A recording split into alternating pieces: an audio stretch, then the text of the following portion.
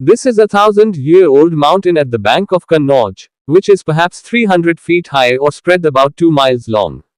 जैसा कि हमें मालूम है, कन्नौज एक ऐतिहासिक नगरी है। यहाँ इतिहास है लेकिन खो गया है। यहाँ पर्यटक शायद ही कभी आते हो। कारण है उजड़े किले की घोर उपेक्षा। ये टीला शायद विश्व का अकेला ऐसा किला है जिसकी परतों में अनेकों वंशों का इतिहास दबा पड़ा है। कई राजाओं की ये राजधानी थी। अगर इसकी आर्कियोलॉजी कराई जाए तो एक नया हिंदू इतिहास सामने आएगा। जगह जगह खुदाई में आदम ऊंचाई की मूर्तियां मिलती रहती है। हर्ष या गुप्त काल की मूर्तियां व सिक्के अधिकता में मिलते रहते हैं।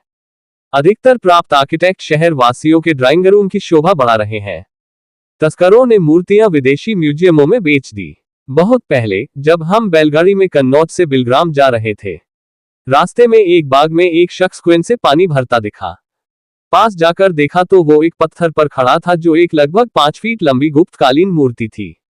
क्या इतिहास की ऐसी बेकदरी की कल्पना कभी किसी ने की है?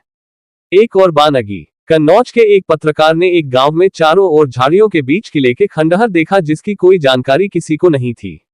आर्कियोलॉजिकल विभाग को इसकी सूचना दी गई थी। क्या एक्शन हुआ कुछ नहीं पता। सम्राट हर्षवर्धन का कोई उत्तराधिकारी न होने के कारण कन्नौज अस्थिर हो गया था। कन्नौज पर अधिकार हासिल करने के लिए कई राजवंशों ने शासन किया। हर्ष की मृत्यु के लगभग 20 साल बाद उनके एक स्थानीय मंत्री अरुणाश्व ने 2 वर्ष तक कन्नौज की सत्ता पर कब्जा राज किया। एक चीनी दूत वांग शुआसे के साथ हुए संघर्ष के बाद शासन का अंत हुआ।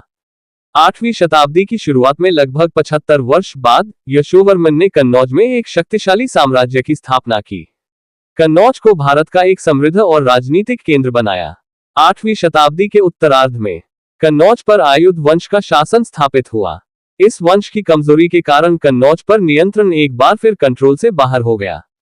नतीजा भारत के 3 बड़े साम्राज्यों के बीच 9वीं से 10वीं शताब्दी में ऐतिहासिक त्रिपक्षीय संघर्ष शुरू हो गया, जो 200 वर्षों तक चला।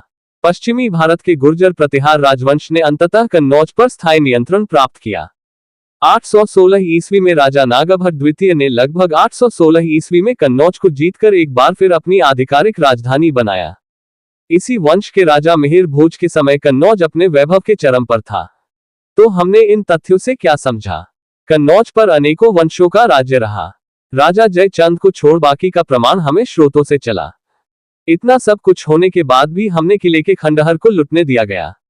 आज भी लोग इसे खंडित कर रहे हैं।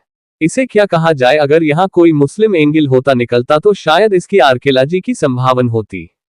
This is Kannauj, the city of kings. If you like this post, please like or comment.